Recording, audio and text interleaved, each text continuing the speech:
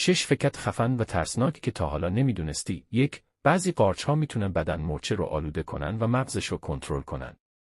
مورچه رو مجبور میکنن بالا بره و همونجا بمیره تا قارچ رشد کنه. 2. وقتی میخوابی، مغزت هنوز صداهایی از اطراف رو میشنوه. گاهی خوابهایی که میبینی، نتیجه صداهای واقعی توی محیطه. 3. بدن انسان میتونه بعد از مرگ برای چند دقیقه دیگه هم صدا تولید کنه. گاهی صدای خرخر یا ناله شنیده میشه در حالی که شخص مرده.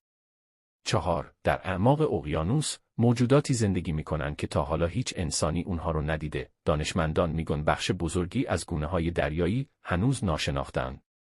5. برخی جسدها در تابوت بعد از دفن خراش‌هایی روی دیواره داخلی دارند. در گذشته گاهی افراد زنده به اشتباه دفن می‌شدند. 6. بیماری‌ای به نام کوتارد وجود داره که توش فرد فکر میکنه مرده. واقعاً باور داره روحش از بدنش جدا شده